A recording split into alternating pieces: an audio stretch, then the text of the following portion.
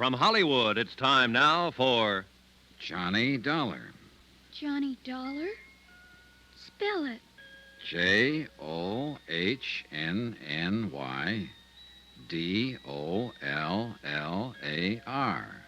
That's not right. You forgot to capitalize. Hey, you're right, honey. Let me hear you spell your name. Okay. Capital J-I-L-L, Jill. Capital O, apostrophe. Apostrophe. I never can say that. Capital D-A-R-E, Dare. Of course, my last name's actually something else. I forget. But my mother says I'm really an O'Dare. Not the least doubt about it. I could see it in a minute. I like you, Johnny Dollar. And I kind of like you, too, Jill O'Dare. You think my mother's pretty? I think she's lovely. Then why don't you get married to her so I can have a daddy? Well, that's, certainly something to think about. And, not a bad idea. Now, be quiet before you wake her up. I'm already awake, and with a plot like that being hatched, I think I better stay awake. Is there coffee, Johnny?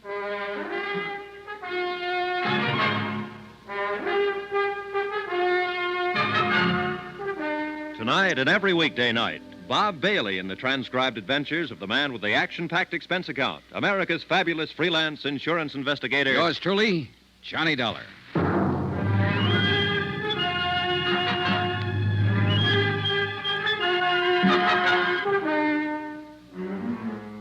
From Special Investigator Johnny Dollar, location, a small cabin in the timber outside Branbury, Michigan. To the Home Office, Tri-Mutual Insurance Limited, Hartford, Connecticut. Assignment, the Nick Shurn matter. Expense account, final page. Item 15, $1 million for a certain feeling. I realize, of course, that the amount of this item is somewhat unusual.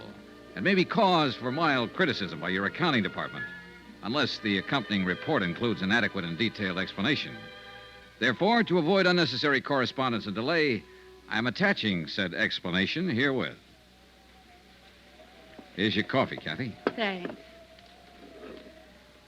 How long did I sleep, Johnny? Oh, a couple of hours. It's around 4 in the morning. The storm hasn't let up at all, has it? Oh, it's worse, if anything. Jill, honey, it's 4 o'clock in the morning, and your eyes are just about to fall out. Now, you go back there and go to sleep. Do I have to, Mommy? You have to. Run along now. Mr. Johnny Dollar and me were having a lot of fun till you woke up. Well, that's life, sweetie. Night now. Good night, Jill. Good night. Proud of her? I'm crazy about her. That's what you mean. She's a great little girl. She's the only thing I ever did in my whole life that turned out right. That bad, huh? Johnny, it's no good. I know why you're here. I know what you expect from me, and the answer's no. You're jumping the gun. I haven't asked you anything. You will. You haven't done all this for nothing. You're going to ask me to come back to New York and testify against Nick Shurn. I might ask you to tell the truth. Is that just another way of wording it? I didn't see anything, hear anything.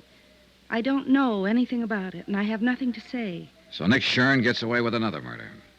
I wouldn't know anything about that. And sooner or later, of course, he'll kill you, too. He sent Benny Stark out to do it, and Benny missed. But he's got other boys, or he might even handle the job himself.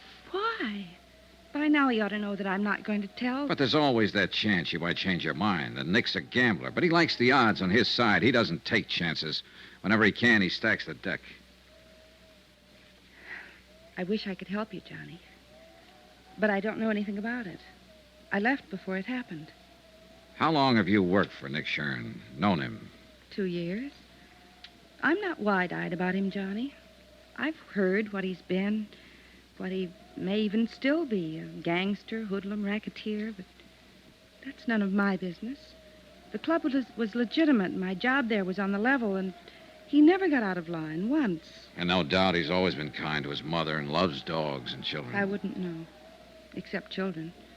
He's crazy about them. He was always buying something for Jill, asking about her. And he also shot and killed Mel Pryker. I couldn't say. I see. Well, you're letting a lot of people down. People here in Branbury that you grew up with, people that love you. Your father, Dan Martin. What have they got to do with it? You know, it's a great country up here. I'd like to spend more time in it. And it's big country, big and beautiful and dangerous. Like that blizzard outside there. It's not the kind of country that turns out cowards. Cowards? Your father said something yesterday. That some people belong in cities and some don't. And that you're one of the second kind. He was right. The city's made a coward of you. You don't understand. And they know it. Old Mike, Dan, all of them. Of course, they'll never mention it. But you're letting them down, and they know it. And you know it, Kathy. They don't have a daughter to think of. It's not her fear we're talking about. It's yours. All right, I'm scared. I've got reason to be. It's easy for you to talk. You don't know what fear is, what it can do to you. I don't. It can push you and drive you and make you do things you hate yourself for. And it can destroy you. How would you know? How would any of them know? Who haven't felt it, who haven't been there. Kathy, you're not alone. We've all been there. It's not the fear that's important. It's the courage you bring up to fight it. I've tried. I've nearly gone crazy trying to think it out. But it always comes back to one thing. Jill.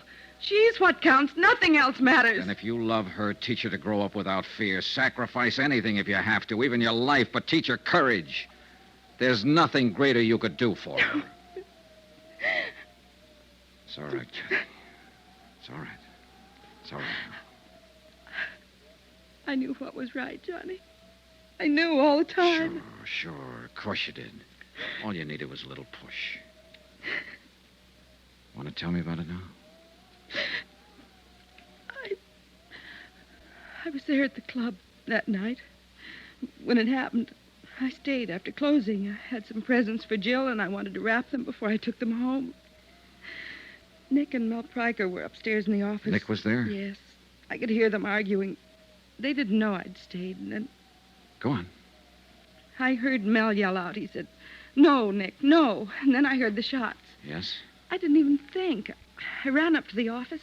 Mel was lying on the floor, and Nick was standing there with a gun. He told me to get out and to keep quiet if I wanted to keep on living. That's it, huh? Yes. Will you make a statement to the police, testify at the trial? Yes. Oh, good. Will you help me, Johnny? Will you stand by me? You know I will. You've got to, because I'm scared. I'll be scared all the way, but I'll do it if you'll help me. I'll help you, Kathy, all the way.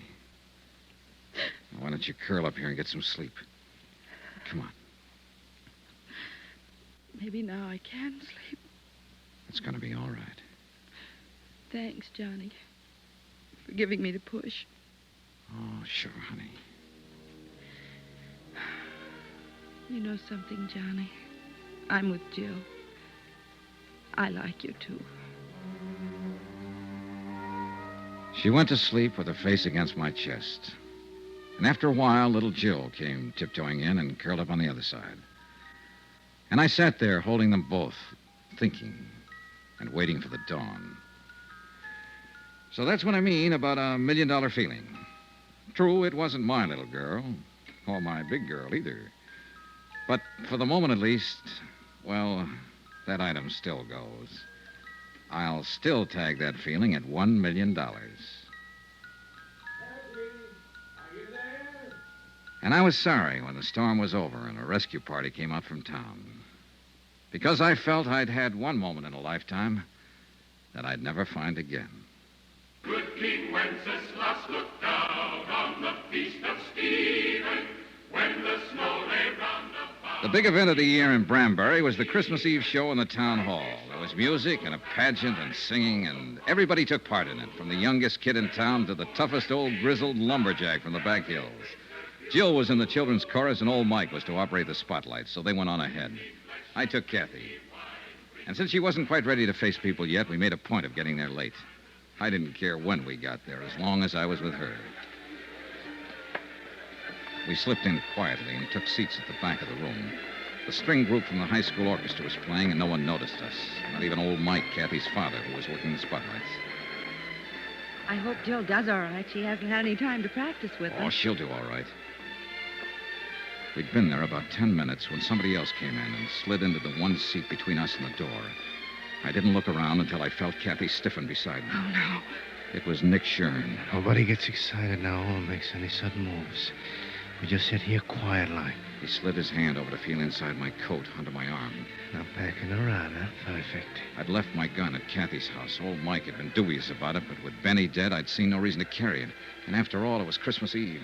All right, now we're going to ease out of here now without attracting no attention from anybody. You're crazy, Nick. You're Shut crazy. up and just don't forget one thing, Dollar.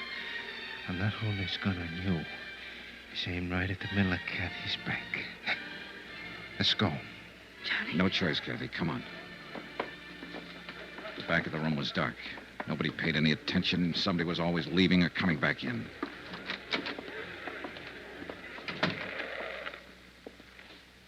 Come on. I got a car over at the side here. Johnny? Watch it, Dollar. We'll be right back, Mike. Just gonna get some air. All right, Johnny. But don't go running out before I give you your present. Huh? Here.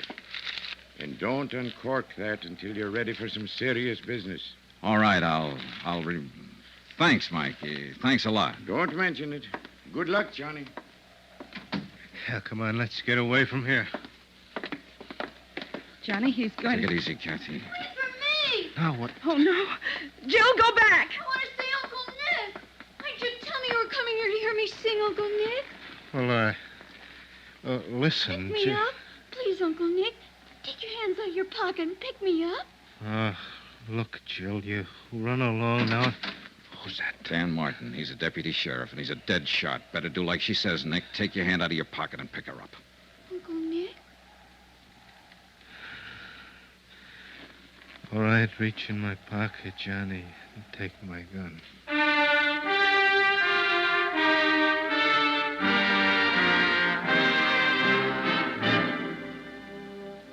Later, Kathy and I walked around outside. We could still hear the children's chorus singing inside. Jill saved our lives tonight. No, she saved Nick's life. What do you mean? That present your father gave me, up there at the spotlights. He could see what was happening, and he thought real fast. That present was a gun. Then you... I had Nick covered from the time we stepped off the porch. I'm glad he didn't move. I'm glad it happened like it did. Yeah, so am I. I thought we'd never see those stars up there again. You kept hold of yourself, Kathy. You showed a lot of courage. No. But maybe I can learn to show it. I was just thinking, Johnny, looking at the stars up there. There was fear in the world then, 2,000 years ago. And he had courage.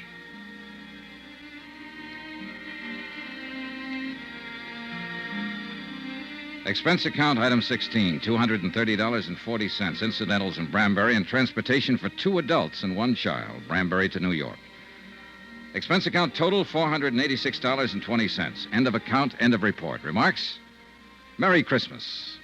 Merry Christmas to all of you, from all of us here on the program. And God bless you. Yours truly, Johnny Dollar.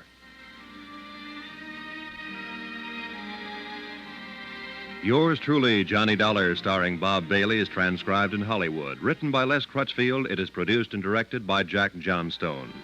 Heard in this week's cast were Virginia Gregg, Peggy Weber, Don Diamond, Ben Wright, Jack Crucian, Barney Phillips, Sam Edwards, and Ken Christie. Musical supervision by Amerigo Marino.